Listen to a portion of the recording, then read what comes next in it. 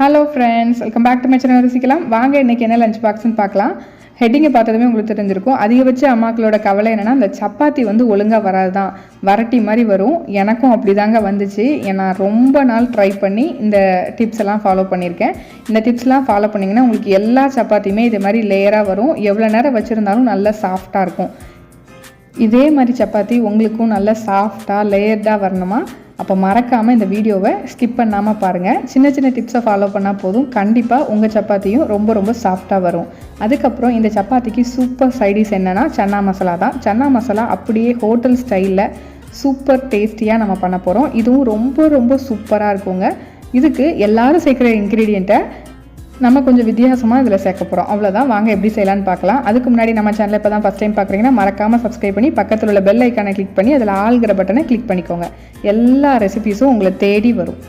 இன்றைக்கி நான் வெள்ளை கொண்டக்கல்ல தான் எடுத்திருக்கேன். நீங்கள் எந்த கொண்டக்கல்லனாலும் எடுத்துக்கலாம். இதை நைட்டே ஊற வச்சுருங்க. அப்போ தான் நம்ம லஞ்ச் பாக்ஸ் கொடுக்கும்போது ரொம்ப சூப்பராக நல்ல டேஸ்ட்டாக வரும். இது ஒரு குக்கரில் போட்டு மீடியமாக தண்ணி ஊற்றிக்கோங்க, ரொம்ப ஊற்ற வேண்டாம். இதை ஒரு 3 விசில் மீடியம் ஃப்ளேமில் வச்சு எடுத்துக்கோங்க. இது இருக்கட்டும். இப்போ நம்ம சைடில் சப்பாத்தி மாவு பிசைஞ்சிடலாம். நான் 2 கப் அளவு கோதுமை மாவு எடுத்திருக்கேன். நான் சவுதியில் இருக்கிறனால இங்கே அல்பெக்கர்ஸ் அப்படிங்கிற மாவு தான் யூஸ் பண்ணுறேன். ரொம்ப ரொம்ப சூப்பராக இருக்குது. நீங்களும் சவுதியில் இருந்தீங்கன்னா கண்டிப்பாக ட்ரை பண்ணி பாருங்கள், ரொம்ப நல்லாயிருக்கு. இப்போ இதில் வந்து கொஞ்சமாக உப்பு சேர்த்து நல்லா மிக்ஸ் பண்ணிவிட்டு ஒரே 1 டீஸ்பூன் அளவுக்கு மட்டும் எண்ணெய் ஊற்றி நல்லா பிசைஞ்சு விட்டுக்கோங்க. எல்லா பக்கமும் எண்ணெய் நல்லா பிசைஞ்சதுக்கப்புறம் கொஞ்சம் கொஞ்சமாக தண்ணி சேர்த்து நல்லா பிசைஞ்சுக்கோங்க. சப்பாத்தி மாவு வந்து நம்ம எவ்வளோக்குள்ளே நல்லா பிசைகிறோமோ அவ்வளோக்குள்ளே ரொம்ப நல்லாயிருக்கும். ஆனால் இப்போ நம்ம செய்ய போகிற சப்பாத்திக்கு பார்த்திங்கன்னா நீங்கள் ரொம்ப கஷ்டப்பட்டு பிசைய வேண்டாம். இந்த மாதிரி நல்ல ஒன்று சேர்ந்து வர அளவுக்கு நல்லா பிசைஞ்சு எடுத்துக்கோங்க. இதை பிசைஞ்சு எடுத்ததுக்கப்புறம் ஒரு அரை மணி நேரம் போல் இந்த மாவை அப்படியே வச்சுருங்க. அப்படின்னா தான் ரொம்ப நல்லாயிருக்கும். ஒரு 1 மணி நேரம் வச்சிங்கன்னா ரொம்ப சூப்பராக இருக்கும். இப்போ இதுக்கு மேலே கொஞ்சமாக எண்ணெய் ஊற்றி எல்லா பக்கமும் நல்லா காயாமல் இருக்கிறதுக்காக மிக்ஸ் பண்ணி எடுத்து வச்சுருங்க. இப்போ வந்து இதில் நீங்கள் ஒரு மூடி போட்டு மூடி வைக்கிறதுனால வைக்கலாம். நான் அந்த மாதிரி ஒரு பாலித்தீன் கவர் வச்சு நல்லா க்ளோஸ் பண்ணி எடுத்து வச்சுருவேன். நல்லா காயாமல் சூப்பராக இருக்கும். இப்போ இது அப்படியே இருக்கட்டும். ஒரு 1 மணி நேரம் கழித்து நம்ம பார்க்கலாம். அதுக்கு முன்னாடி நம்ம சப்பாத்திக்குள்ளே கிரேவி வந்து செஞ்சிடலாம். இப்போ ஒரு கடாயில் ஒரு 2 டேபிள் ஸ்பூன் அளவுக்கு எண்ணெய் சேர்த்துக்கோங்க. நான் வந்து நல்லெண்ணெய் தான் சேர்த்துருக்கேன். இப்போ இதில் கொஞ்சமாக ஜீரகம் சேர்த்துக்கலாம். ஜீரகம் நல்லா பொரிஞ்சு வரட்டும். இந்த பொரிஞ்சு வரும்போது இது கூடவே கொஞ்சமாக பெருஞ்சீரகமும் சேர்த்துக்கலாம். 2ஐயும் சேர்த்து நல்லா இந்த மாதிரி வதக்கிக்கோங்க. அது கொஞ்சம் நல்லா பொரிஞ்சு வரும். அந்த மாதிரி பொரிஞ்சு வந்ததுக்கப்புறம் வெங்காயம் சேர்த்துக்கலாம். நான் 2 பெரிய வெங்காயம் எடுத்திருக்கேன். இதை நல்லா பொடியாக நறுக்கி சேர்த்துருக்கேன். ஓரளவு கொஞ்சம் பெரிய சைஸ் தான். நீங்கள் மீடியமாக சைஸில் இருக்குது அப்படின்னா கூட ஒரு வெங்காயம் கூட நல்லா பொடியாக நறுக்கி சேர்த்துக்கோங்க. ரொம்ப டேஸ்ட்டாக இருக்கும். இந்த வெங்காயம் கொஞ்சம் டிரான்ஸ்பரண்ட்டாக ஆனதும் இப்போ இதில் வந்து இஞ்சி பூண்டு விழுது சேர்த்துக்கலாம். நான் வீட்டிலே அரைச்ச இஞ்சி பூண்டு விழுது தான் சேர்த்துக்கிறேன். இந்த இஞ்சி பூண்டு விழுது ரெசிபி ஷார்ட்ஸில் இருக்குது, செக் பண்ணி பாருங்கள். ரொம்ப ரொம்ப சூப்பராக இருக்குங்க. கொஞ்சம் கூட கலர் மாறவே செய்யாது. நீங்கள் ஃப்ரிட்ஜிலே வச்சுக்கலாம், ஃப்ரீசரில் கூட வைக்க தேவையில்ல. ஒரு 5 நாளைக்கு வரைக்கும் யூஸ் பண்ணிக்கலாம் ஃப்ரிட்ஜில் வச்சு. இப்போ இதை நல்லா மிக்ஸ் பண்ணி விட்டு நல்லா அந்த இஞ்சி பூண்டோட ராஸ்மல் எல்லாம் போகணும், அந்த அளவுக்கு வதக்கிக்கோங்க. அதுக்கப்புறம் 2 பச்சை மிளகா சேர்த்துக்கோங்க. சேர்த்துட்டு இப்போ இதையும் நல்லா வதக்கி விட்டுக்கலாம். இப்போ இதில் ஒரு 3 தக்காளி எடுத்திருக்கேன். 3 தக்காளியை நல்லா மையாக பேஸ்ட்டாக அரைச்சி சேர்த்துக்கோங்க. வெறும் தக்காளி தான், வேறு எதுவுமே சேர்க்கலை. அதுக்கப்புறம் இதில் கொஞ்சமாக தண்ணி சேர்த்து அந்த மிக்ஸி ஜாரில் உள்ள தக்காளியும் சேர்த்து ஊற்றிக்கோங்க. 1 டீஸ்பூன் மஞ்சள் தூள், அதுக்கப்புறம் காஷ்மீரி மிளகாத்தூள் நான் சேர்த்துருக்கேன். நீங்கள் நார்மல் மிளகாத்தூள் சேர்க்குறதா இருந்தால் உரப்பு பார்த்து சேர்த்துக்கோங்க.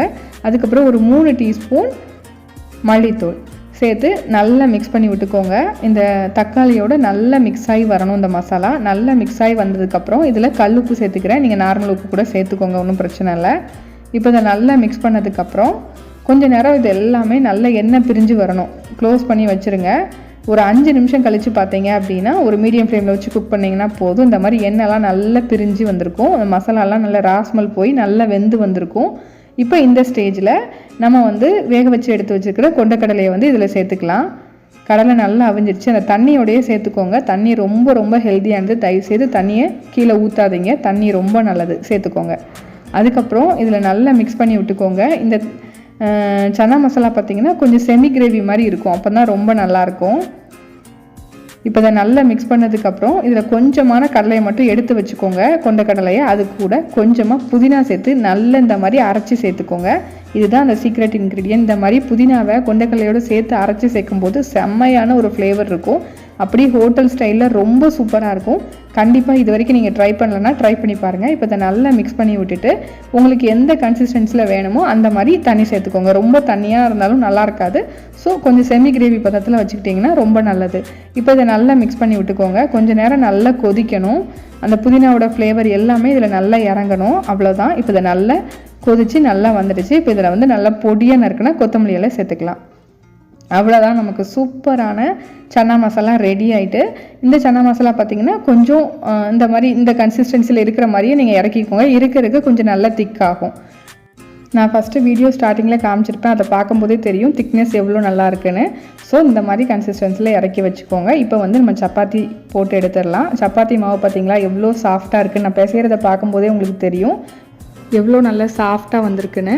நான் வந்து பிசைஞ்சு வச்சு ஒரு 2 மணி நேரம் போலவே ஆயிடுச்சு. ரொம்ப நல்லா இருக்குது சப்பாத்தி மாவு. இப்போ இது இந்த மாதிரி கொஞ்சம் கொஞ்சமாக சின்ன சின்ன உருண்டைகளாக எடுத்துக்கோங்க.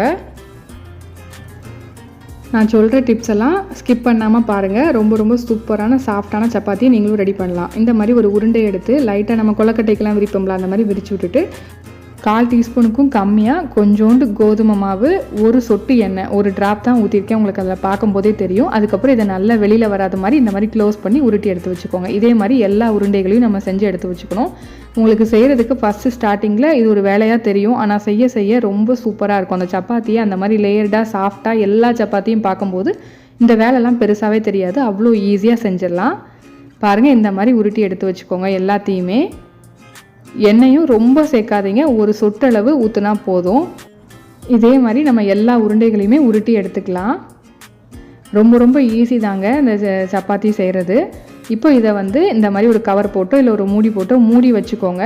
மூடி வச்சுட்டே தான் நீங்கள் ஒவ்வொரு உருண்டைகளாக எடுத்து சப்பாத்தி வந்து பெரட்டணும்.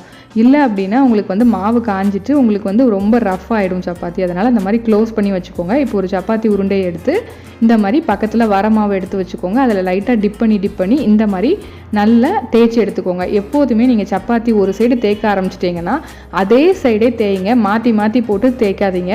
மாற்றி போட்டு தேய்ச்சாலும் உங்களுக்கு ஒன்று போல் ஒழுங்காக சப்பாத்தி வராது. நான் வந்து ஜஸ்ட் அந்த மாவை டிப் பண்ணி எடுக்கிறேனே தவிர நீங்கள் நல்லா கவனித்து பாருங்கள், நான் சப்பாத்தியை திருப்பி போட மாட்டேன்.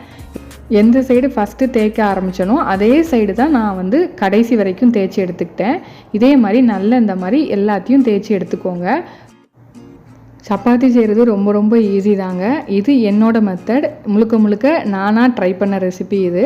உங்களுக்கு வந்து இதே மாதிரி சாஃப்டாக சப்பாத்தி செய்கிறதுக்கு உங்களுக்கும் இதே மாதிரி நிறைய டிப்ஸ் தெரியும். ஸோ அந்த டிப்ஸ் எல்லாம் மறக்காமல் கீழே கமெண்ட் பண்ணுங்கள். நிறைய பேர்த்துக்கு ஹெல்ப்ஃபுல்லாக இருக்கும், எனக்கும் கூட ஹெல்ப்ஃபுல்லாக இருக்கும். கண்டிப்பாக கீழே கமெண்ட் பண்ணுங்கள் மறக்காமல். இப்போ இதே மாதிரி இன்னொரு வாட்டி நான் எடுத்து காமிச்சிருக்கேன். நல்லா அதே மாதிரி ஒரே சைடாக தேய்ச்சிக்கோங்க. கண்டிப்பாக உங்கள் சப்பாத்தி ரொம்ப சூப்பராக லேயர்டாக நல்லா வரும். மறக்காமல் அந்த குட்டியோண்டு வரமாவும் ஒரு சொட்டு எண்ணெயும் சேர்த்து நல்லா உருட்டி வைக்க மறந்துடாதீங்க. அது ரொம்ப சூப்பரான டிப்புங்க. எல்லா சப்பாத்தியுமே லேயர்டாக வருது, ரொம்ப நல்லாயிருக்கு. ட்ரை பண்ணி பாருங்கள் நீங்களும். அப்புறம் நீங்கள் எவ்வளோ தான் நல்லா சாஃப்டாக இந்த மாதிரி தேய்ச்சி எடுத்தாலும் சப்பாத்தியை சுட்டு எடுக்கிறதுலையும் ஒரு விஷயம் இருக்குது. என்ன அப்படின்னா, அதை நீங்கள் சும்மா ஹை ஃப்ளேமில் வச்சு சுட்டு எடுத்திங்கன்னா ரஃபாக ரொம்ப ஒரு மாதிரி மொறுன்னு ஆயிரும். ஸோ அந்த மாதிரி இல்லாமல் சாஃப்டாக வர்றதுக்கு இந்த டிப்ஸ் எல்லாம் ஃபாலோ பண்ணுங்கள். தோசைக்கல் வந்து பார்த்திங்கன்னா மீடியமான தீயில் வச்சுக்கோங்க. தோசைக்கல் நல்ல சூடாக இருக்கணும், ஆனால் மீடியமான ஹீட்டில் இருக்கணும். அவ்வளோதான். அதுக்கப்புறம் சப்பாத்தியை சேர்த்துக்கோங்க. சப்பாத்தியை சேர்த்துட்டு இந்த மாதிரி நல்லா உப்பி வரும் உங்களுக்கு. கண்டிப்பாக இப்படி வரட்டாலும் அட்லீஸ்ட் மேலே குட்டி பபுள்ஸ் ஆகாது வரும். அந்த அளவுக்கு வந்த உடனே அதுக்கப்புறம் திருப்பி போட்டுக்கோங்க. திருப்பி போட்டதுக்கப்புறம் மறுபடியும் திருப்பி போடாதீங்க. இந்த மாதிரி லைட்டாக தோசை திருப்பி வச்சு லைட்டாக எடுத்து இந்த மாதிரி போட்டுக்கோங்க. இந்த மாதிரி எடுத்தாலே உங்களுக்கு அது நல்ல மேலே உப்பி வரும். இந்த மாதிரி ஓரங்கள் எல்லாத்தையும் லைட்டாக ப்ரெஸ் பண்ணி விட்டீங்கன்னா உங்களுக்கு சூப்பராக உப்பி நல்லா வந்துடும். ஃப்ளேமை வந்து ஹை ஃப்ளேமில் வச்சிடாதீங்க, மீடியம் ஃப்ளேமில் வச்சுக்கோங்க. தோசைக்கல் ஆனால் நல்ல சூடாக இருக்கணும். அவ்வளோதான். நீங்கள் பக்கத்தில் இருந்து அடிக்கடி இந்த மாதிரி எடுத்து போடணும். அப்படின்னா தான் உங்கள் சப்பாத்தி நல்லா சாஃப்டாக சூப்பராக வரும். அதாங்க இந்த சாஃப்டான சப்பாத்தி செய்கிறது, லேயர்டு சப்பாத்தி செய்கிறது எவ்வளோ சூப்பராக ஈஸியாக இருக்குது பாருங்கள். ஒன்றுமே இல்லை, நம்ம நார்மலாக சப்பாத்தி மாவை பிசைஞ்சு எடுத்துருக்கோம். அதுக்கப்புறம் அதை கொஞ்சம் நேரம் ஒரு மணி நேரம் போல் ஊற வச்சு எடுத்துக்கிறோம். ஊற வச்சு எடுத்ததுக்கப்புறம் அதை குட்டி உருண்டைகளாக உருட்டிட்டு அதில் கொஞ்சமாக வர கோதுமை மாவும் ஒரு சொட்டு அளவுக்கு எண்ணெயும் ஊற்றி நல்லா அதை உருட்டி எடுத்துக்கிட்டு அதுக்கப்புறம் நம்ம நல்லா திரட்டி எடுத்துக்கிறோம். அவ்வளோதான். அதுக்கப்புறம் தோசைக்கல்லை மீடியம் ஃப்ளேமில் வச்சுட்டு தோசைக்கல் நல்லா சூடானதுக்கப்புறம் சப்பாத்தியை போட்டு மேலே நல்லா அந்த கொஞ்சம் கொஞ்சம் பபுள்ஸாக வர ஆரம்பிக்கும். அப்படி இல்லைன்னா நல்லாவே உப்பி வரும். இந்த மாதிரி வந்ததுக்கப்புறம் நீங்கள் திருப்பி போட்டுட்டு அடிக்கடி இந்த மாதிரி எடுத்து போட்டு எடுத்திங்கன்னா சூப்பரான சாஃப்டான லேயர்டு சப்பாத்தி ரெடி. கண்டிப்பாக ட்ரை பண்ணி பாருங்கள். இந்த டிப்ஸை நீங்கள் ஃபாலோ பண்ணிவிட்டு உங்களுக்கு இந்த டிப்ஸு வந்து உங்களுக்கு ஒர்க் அவுட் ஆச்சுன்னா கீழே கமெண்ட் பண்ணுங்கள். உங்களோட டிப்ஸையும் மறக்காமல் கீழே சேர்த்து கமெண்ட் பண்ணுங்கள். இப்போ பாருங்கள் சப்பாத்தி எவ்வளோ சாஃப்டாக சூப்பராக வந்திருக்குன்னு. பாருங்கள் எவ்வளோ நல்லா இருக்குன்னு. கண்டிப்பாக நீங்களும் ட்ரை பண்ணி பாருங்கள். ரொம்ப ரொம்ப நல்லாயிருக்கும். அதுக்கப்புறம் சப்பாத்தியை வந்து நீங்கள் கிட்ஸுக்கு மதியானம் வைக்கிறீங்க அப்படின்னா ஒரு டீஸ்பூன் நெய் எடுத்து இந்த மாதிரி நல்லா எல்லா பக்கமும் ஸ்ப்ரெட் பண்ணிவிட்டு அதுக்கப்புறம் நல்லா ரோல் பண்ணி வைங்க. நல்லா சாஃப்டாக சூப்பராக இருக்கும். இன்றைக்கி ஃப்ரூட்டுக்கு ப்ளம்ஸ் தான் வச்சுருக்கேன். மறக்காமல் உங்கள் வீட்டில் என்ன லஞ்ச் பாக்ஸ்ன்னு கீழே கமெண்ட் பண்ணுங்கள். மறக்காமல் இந்த ரெசிபி பிடிச்சிருந்துச்சுன்னா லைக் பண்ணி ஷேர் பண்ணுங்கள். மறக்காமல் சப்ஸ்கிரைப் பண்ணிக்கோங்க. அடுத்த லஞ்ச் பாக்ஸ் ரெசிபி உங்களை தேடி வரும்.